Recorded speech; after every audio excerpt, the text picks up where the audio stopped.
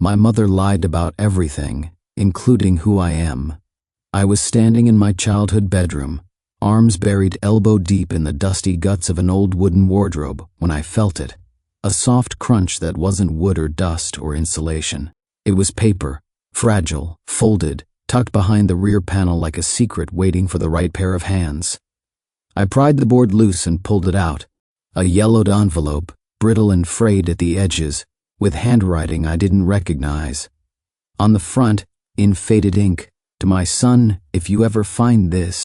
The room felt colder, or maybe I was holding my breath. "Ethan?" "Mom, no, Diana," called from the kitchen. "You want tea? I've got that cinnamon one you like." My throat tightened. "Yeah," I managed. "Be right there." But I didn't move. I sat down on the worn-out twin bed with its faded quilt, my fingers hesitating at the edge of the flap. The paper felt oddly heavy, like it knew it had waited too long. I opened it. The handwriting was shaky, not old, frightened, rushed. "If you're reading this, it means she kept you safe, that you grew up far from them, far from him. My name was Elizabeth Hawthorne. I was your mother. They took everything from me. If Diane gave you this, then she's the only one I ever trusted. I couldn't protect you and live, so I chose you. They'll tell you I was sick, that you were never born, that I vanished. Don't believe them. Don't trust anyone named Hawthorne, not even the ones who smile. You are the heir they buried. And someday, if you want the truth, you'll have to dig it out of the rot they built their empire on." By the time I finished reading, I realized my hands were shaking. Hawthorne. I didn't know anyone named Hawthorne, and I didn't know any Elizabeths. I knew Diana, my mother, the woman who taught me how to ride a bike, who made grilled cheese with too much butter, who cried when my first dog died and sat on the floor with me for hours. And apparently she was never supposed to be my mother. I read the letter again, this time slower. The words didn't change, but they felt louder, echoing through every memory that suddenly felt like it had been painted over. Who the hell was I? By the time I walked into the kitchen, I had the envelope stuffed deep in my hoodie pocket and a stomach full of knives. Diana was humming, actually humming, as she poured water into two mismatched mugs.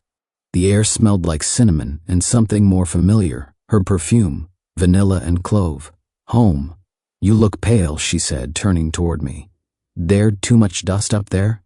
I sat down across from her. My voice felt too dry, too quiet. "Who is Elizabeth Hawthorne?" The mug in her hand slipped, tea spilled across the counter. She didn't even look at it. "I don't know," she said. She was a terrible liar. I reached into my pocket and slid the letter across the table. "Try again." Her eyes didn't leave the envelope. Her hand stayed perfectly still, knuckles white. "I wasn't supposed to keep it," she whispered. "Then why did you?" She finally looked up at me. There was no anger in her eyes, no guilt, just something like fear. The deep kind, the kind that ages a person. "Because she was dying," she said. "Because you were crying and cold and had no one else. Because I couldn't let them erase another child." She sat down slowly, her hands folded in her lap. "You were never supposed to exist, Ethan. Not to them. Them being who exactly?" She hesitated. "Then the Hawthornes." I'd heard the name. Everyone in Indiana had. They were a dynasty. Old money, old power. CEOs, senators, legacy builders. But I had no connection to them. Until now. I shook my head. "This doesn't make sense. Why would they want to erase a baby? Why would you take me?" "Because your mother asked me to. She was my friend. We worked together at the women's shelter. She hid her pregnancy for months. Said her family would never let you live free." Diana took a breath. She was right. The world tilted.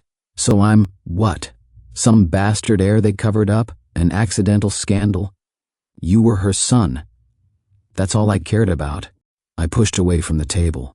"You should have told me." "I couldn't." Her voice cracked. "I was afraid they'd find you, that they'd take you back, or worse." I looked at her. The woman who raised me, who fed me and scolded me and hugged me on my worst days, who I loved. But right now, all I could feel was the ground shifting beneath me. "I don't know who I am," I whispered. "You're my son," she said. But I wasn't sure I believed her anymore. The rain had started by the time I confronted her again. It tapped steadily against the kitchen window, like a metronome counting down the seconds I had left before exploding. The room was dim, lit only by the yellow glow above the stove. The smell of cinnamon tea was still in the air, but it was colder now, like something had left the room and wouldn't come back. The letter sat on the table between us like a loaded gun. She didn't look at it. "You're going to tell me everything," I said.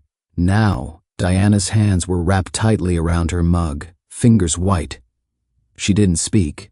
"Don't lie. I found the letter. I read every word. Elizabeth Hawthorne, your friend. My mother." The silence stretched so long I could hear the soft creak of the fridge humming behind me, the faint buzz of a light bulb on its last leg. Her breathing was shallow, but her eyes never met mine. "I'm not angry you're not my biological mother," I said. "I'm angry that you never told me. You had a choice and you made it for both of us." Finally she spoke, a whisper. "I was trying to protect you." I pushed my chair back, the legs scraping loud against the floor. "From what?" I snapped. "The truth? A family I didn't know I had? From her?" Her jaw clenched. "From them." She stood slowly, like every bone in her body had to be convinced to move. She walked to the window and stared out at the rain. Her reflection in the glass looked older than I remembered, tired, haunted. "She came to me in the middle of the night," Diana began. "Elizabeth. She was 6 months pregnant, said she didn't have much time, said she was being watched, that her family didn't want the baby to live." I blinked. "What kind of family does that?" "The kind that cares more about bloodlines than love," she said. "The kind that believes heirs must be controlled, not born by choice." She turned to face me then, her voice stronger. She was terrified of her father, Victor Hawthorne. He ran everything, the company, the family, her life. She told me he'd already handled a situation once before. A cousin who married the wrong kind of man. They buried it. They always do. Diana paused. She said if the baby was born, he'd either be taken or silenced. I stared at her. "And you believed her?" I saw it in her eyes, Ethan. She was dying, inside and out, but she was willing to go through with the birth anyway, just to give you a chance. I sat down slowly, the weight of her words pressing into my chest like a stone. "She gave birth at this shelter," Diana continued. "No hospital, no name. Just me, 2 friends, and a promise. I filed a false death certificate, and then I ran, with you. We started over." A bitter laugh escaped me. "So that's it? You just became my mother overnight, and never looked back?" "I looked back every day," she whispered, "but I couldn't risk losing you." My voice cracked. "You could have told me. You were a child, and then you were angry, and lost, and I was afraid. If I told you you'd go looking, you'd find them. And you don't understand, Ethan. They don't lose, they erase." I slammed my hand on the table. "You don't get to make that decision for me." Her shoulders jerked at the sound, but she didn't flinch. "You think I don't want to know who I am, where I come from, what they stole from me?" Tears welled in her eyes now, but she blinked them away. "I gave you a life," she said, voice shaking. "Maybe not the one you were born for, but one where you were safe, where you were loved." I stood, pacing. The thunder outside was louder now. "You stole my life, or you saved it. I don't even know anymore, and I don't know what's worse." She leaned against the counter, breathing hard, like every word from me was another wound. "I'm begging you," she said finally. "Don't go to them. Don't chase this. They will destroy you, and they won't even blink doing it." I stopped in front of her. "I'm not a child anymore. If they erased me, I want to know why. I want to know what they took, and I want to decide who I become." She reached out, hand trembling, but I stepped back. "I'm sorry," I said quietly, "but I have to know." The rain kept falling, the tea had gone cold, and the silence between us was the loudest it had ever been. 3 days after I confronted Diane, I sat across from my oldest friend, Nate, who also happened to be a licensed private investigator with too much curiosity for his own good. "Just tell me I'm not breaking any federal laws," I said, watching him type like a man possessed. "No laws," he muttered. Yet, his office was cluttered. Overflowing case folders, half-empty mugs, and a framed diploma that looked like it had been dropped more than once. But Nate got results. He always had. He leaned back, cracking his knuckles. "Okay, you ready?" I nodded, though I wasn't. "Your mother's name, the one from the letter, Elizabeth Hawthorne, born August 12, 1970. Died October 28, 1996. He turned the screen so I could see. A black and white obituary from a high society newspaper. Elizabeth Ann Hawthorne, daughter of Victor and Margaret Hawthorne, passed away after complications from illness. The family asks for privacy during this time of mourning. No mention of a child." I read the date again, October 28th, my birthday. A cold feeling crawled into my spine. "She died giving birth," I whispered. "According to the official story," Nate said. "But here's where it gets weird. Her name is barely mentioned after 1995. No wedding, no fiancé, no baby. Just erased. Like her last year didn't exist." He clicked to another tab. An old Hawthorne family photo. A cold-looking man with silver-streaked hair and hawk-like eyes, Victor, and a striking woman beside him. Between them, a young woman I instantly recognized. She had my chin. "She's your mother, Ethan." No doubt in my mind. I ran facial comparisons. DNA would clinch it, but from what I found, the family's locked tighter than Fort Knox. I stared at the screen. Victor Hawthorne. He wasn't just rich, he was untouchable. CEO of a multinational real estate conglomerate. Board seats, lobbying power, political connections. He built cities the way kids built with Legos, and apparently, he buried his own grandson. I leaned back in the chair. "So I was never supposed to be born?"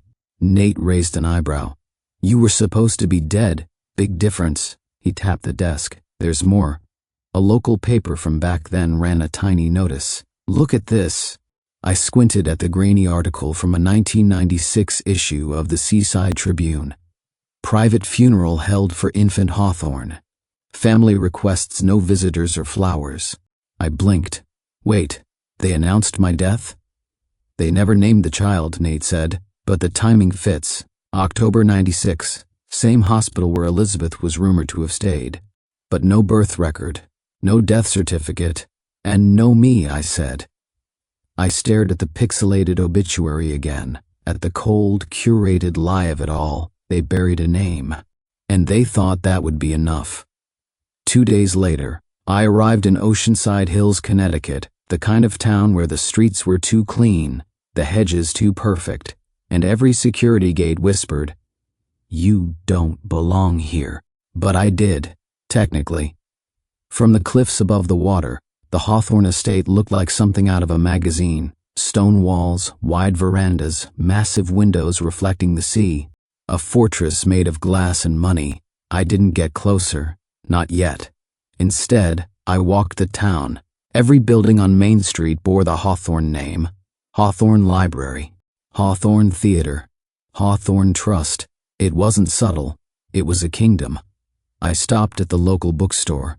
A woman behind the counter glanced up. "You visiting?" she asked. "Something like that," I said, flipping through a book on the shelf. The Founders of Oceanside Hills.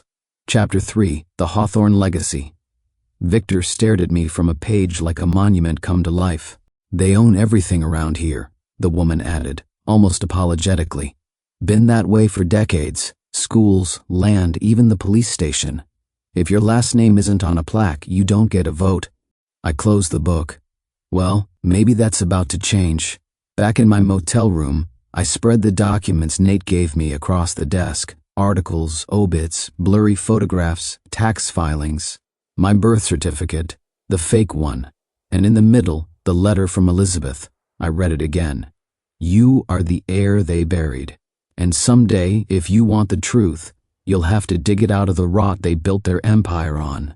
This wasn't just about identity anymore. It was about theft. They took a life that could have been mine. They lied, buried me alive, and carried on like nothing happened. But I was still here, and I was done living under someone else's silence. I looked out the window at the darkness stretching toward the sea. Somewhere in that estate, Victor Hawthorne sat, sipping some imported scotch, believing his empire was still whole. He had no idea his past was about to walk through the front door. The Hawthorne estate sat like a crown on the cliffs of oceanside hills, all stone and glass and quiet menace. Ivy crawled up the walls like the past trying to reclaim something, and the gate, black, tall, and tastefully intimidating, creaked open only after a full 2 minutes of silence. I gave my alias at the intercom, Ethan Grant, independent journalist, writing a book on American business dynasties. There was a pause, a flicker of static, and then a curt voice told me to proceed to the main house. It was ridiculous how quickly a fake name and an expensive blazer could get you into places that used to belong to ghosts. The door opened before I knocked. A tall woman in a tailored navy dress looked me up and down like she was scanning for weapons or weakness. "Charlotte Hawthorne," she said crisply, extending a hand. So this was her, my half-sister. Up close, Charlotte was stunning in that way old money sometimes is, perfectly understated, effortlessly elegant, and utterly untouchable. Her eyes were sharp, too sharp. "Ethan Grant," I said, matching her grip. "Thanks for agreeing to this meeting." "I didn't," she replied. "But grandfather likes tradition. And you asked the right kind of questions." She stepped aside, and I followed her into the kind of hallway that makes you instinctively lower your voice. Marble floors, oil paintings, echoes that didn't belong to the living. "You'll meet with Mr. Hawthorne in the library," she said. "But I'm curious, what exactly are you hoping to write?" "Legacy," I said. "The weight of inheritance, what it takes to build something that lasts, and what it costs." Her eyes narrowed, just for a second. "I see." She led me through double doors into the grand library. It smelled like leather, old books, and polished history. And there he was, Victor Hawthorne. He was seated in a high-backed chair near the fireplace, dressed in dark gray, hands clasped over a cane he clearly didn't need. His eyes were the kind that didn't blink often, or unnecessarily. "Mr. Grant," he said, voice gravelly and calm, "have a seat. Let's talk about what men build when they're too stubborn to die." I smiled politely and sat. "I appreciate your time. I've been researching dynastic families, those that shaped regions, economies, generations." The Hawthornes stood out. "I'd hope so," Victor replied dryly. "We didn't buy silence. We built it." Behind him on the wall were portraits. Men and women with names like Lawrence, Evelyn, Thomas, and one empty space. A frame with no canvas. I felt my stomach twist. "Tell me," he said, "do you believe legacy is earned or claimed?" "Both," I said, keeping my tone measured. "But only if the claim is never contested." Victor's smile was faint. "Good answer." Before I could respond, the door burst open. A tall man, maybe in his early 30s, strode in like he owned the air. Blonde hair, strong jaw, athletic build that looked like it lived in country clubs and golf tournaments. "Sorry I'm late," he said, tossing a sports coat onto a nearby chair. "Didn't know we had company." "Marcus," Charlotte said, her voice clipped. "This is Ethan Grant. He's writing a book." Marcus's eyes narrowed as they landed on me.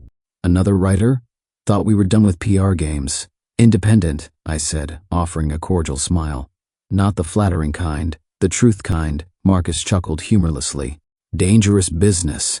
Dig too deep, you might not like what you find." The threat was casual but not subtle. Victor cleared his throat. "We were just discussing legacy." "Ah, yes," Marcus said, circling the room. "The kind built by real men, not observers." Charlotte rolled her eyes but stayed silent. I studied him. The way he leaned against the bookshelf, pretending not to care, but his fingers were tense, like he could feel something off and was waiting for someone to confirm it. "So, Mr. Grant," Marcus said, still watching me, "what exactly do you want from this family?" The room quieted. I met his gaze. "Truth," I said simply. "Stories that haven't been told. Names that got lost." His jaw tightened, just slightly. Victor chuckled again, a sound like gravel being stirred in an old jar. "You're either brave or stupid," he said. "Either way, I admire the effort." We talked for another 30 minutes. "Mostly polite fencing," Charlotte observed. Marcus paced. Victor steered the conversation wherever he wanted, like an old general deciding which battles still mattered. But none of them asked where I was from. They didn't ask about my background, my family, my interest in the Hawthorns. It wasn't trust. It was arrogance. They didn't think anyone from outside their circle could possibly matter, which meant I still had the element of surprise. As Charlotte walked me out, her voice dropped slightly. "You don't look like a writer," she said. I arched a brow. "What do writers look like?" "Less composed." She paused at the front door. The ocean breeze swept in, cool and salty. "I've read most books written about my family," she added. "They never get it right. Too much polish, not enough blood." I met her gaze. Maybe that's the one I'll write. For the first time, something flickered in her expression, something like curiosity or caution. "Good luck, Mr. Grant," she said. "The Hawthorns eat their own. Outsiders don't stand a chance." I smiled faintly. "I'm not sure I'm an outsider." Her head tilted just slightly, and then the door closed behind me. It was nearly midnight when I heard the knock on my motel room door. 3 soft taps. Then silence. I'd been half asleep in the armchair by the window, the glow of the TV painting the room in blue shadows. For a moment, I thought I'd imagined it. Then it came again. Knock, knock, knock. I got up slowly, careful, the old wood creaking beneath my feet. I didn't expect room service, and I sure as hell didn't expect her. Charlotte Hawthorne stood in the doorway in black jeans and a dark coat, no makeup, no mask. Just her. I stared. She didn't blink. "We need to talk." Without waiting for an invitation, she stepped past me into the room. "I didn't give you the address," I said. She turned. "Please, you're not the only one who does research." She looked around the room. The cheap lamp, the stack of files on the table, the wall of notes and clippings I'd started pinning above the desk. Her gaze lingered on the picture of Elizabeth, a screenshot from a newspaper column. "I knew it," she said quietly. "The moment you walked in, I shut the door." "Knew what?" "That you didn't belong," she said. "Not because you didn't fit, but because you did. Too well." She sat on the edge of the bed and pulled something from her coat pocket, a folded, worn photograph. She handed it to me. It was old, faded, but I recognized the woman immediately. Elizabeth, young, smiling, and clearly pregnant. Beside her, a younger Charlotte, maybe 8 or 9, clung to her arm like a shadow. "That was the last time I saw her," Charlotte said. "She left the house that week and never came back." "She was your aunt," I said slowly. "She was more like a sister," Charlotte replied. "She was the only person in that house who looked me in the eye and didn't see a product." I looked down at the photo again. "So you remember her being pregnant?" "Of course I do. They told me she lost the baby, that she got sick, that she died in her sleep." She scoffed. "Even at 10 I knew they were lying." Her voice dropped. "They erased her, just like they tried to erase you." I met her eyes, and for once, they weren't guarded. There was anger there, grief, and something else. Something dangerous. "You know who I am," I said. "Yes," she replied. "You're Elizabeth's son, Ethan, the one they buried on paper and hunted in silence."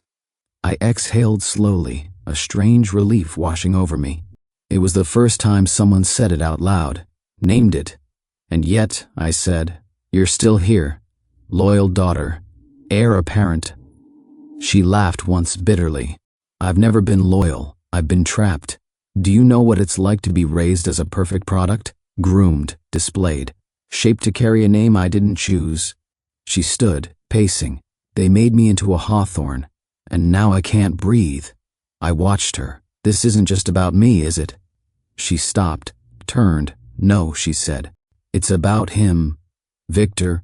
She nodded. "He killed her, Ethan. Maybe not with his hands, but with his power, with his control. She wanted out, and he couldn't stand the idea that she'd carry something he couldn't own." Charlotte's voice was shaking now. Her hands curled into fists.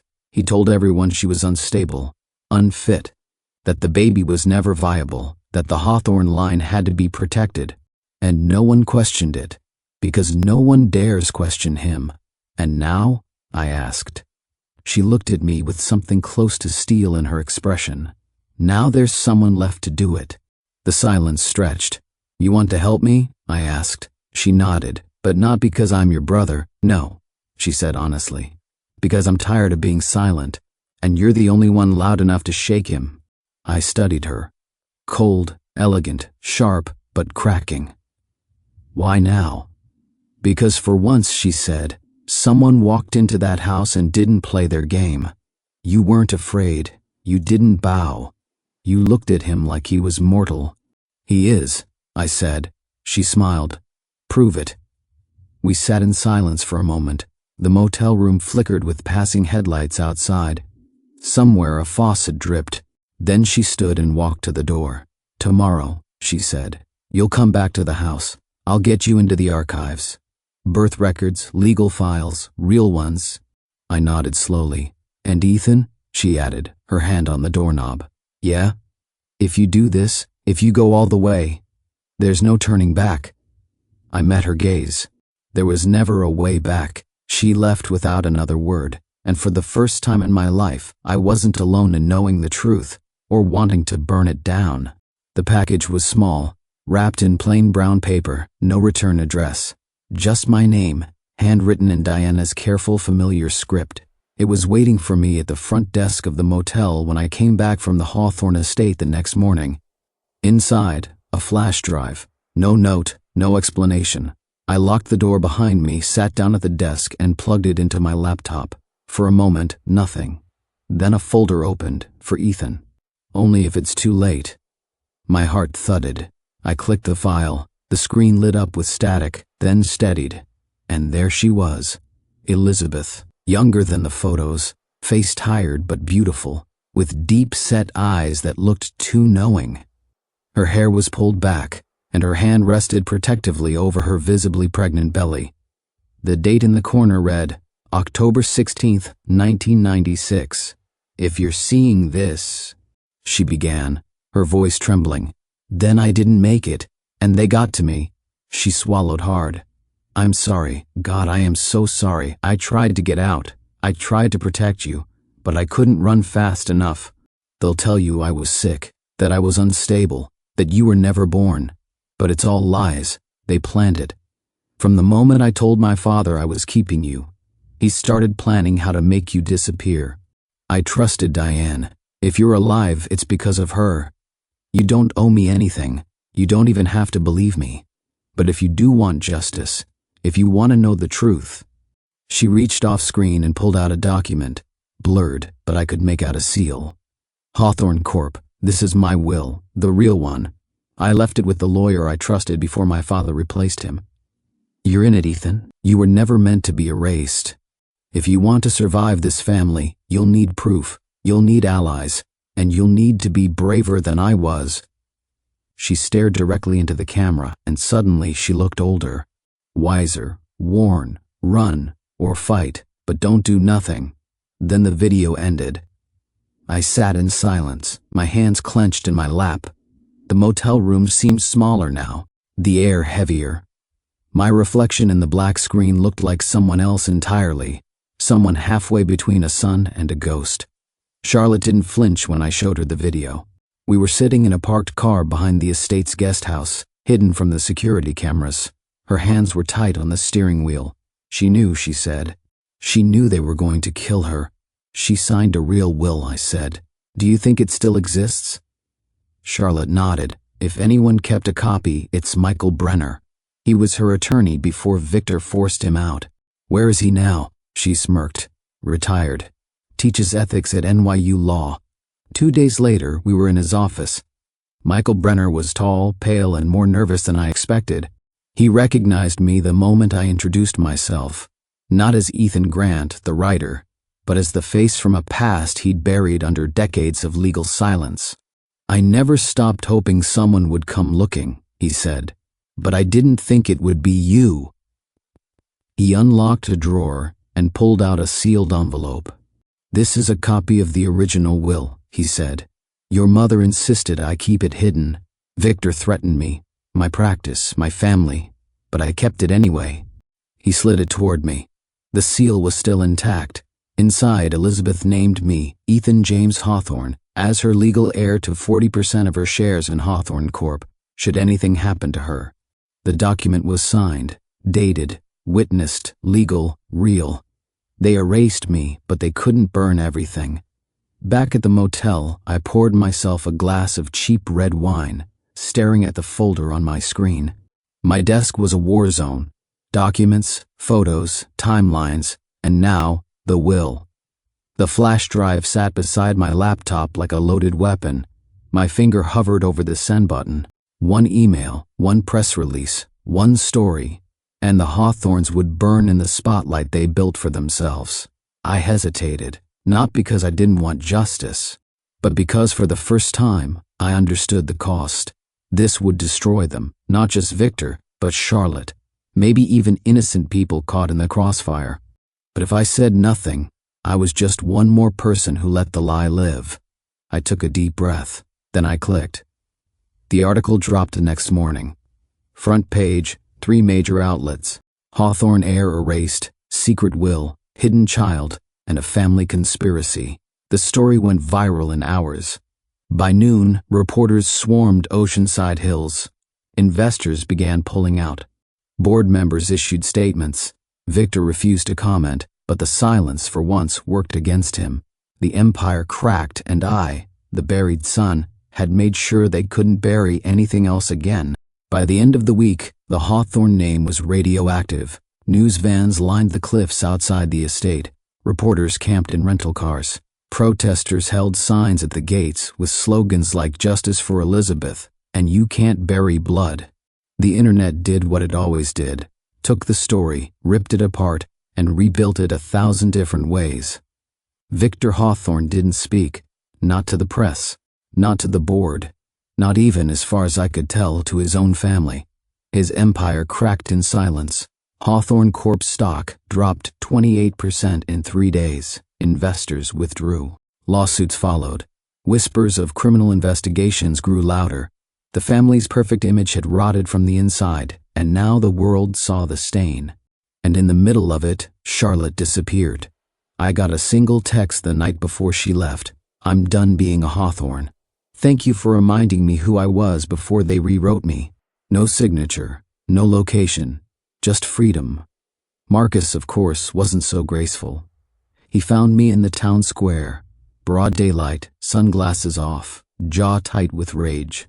"You think this makes you a hero?" he hissed, stepping too close.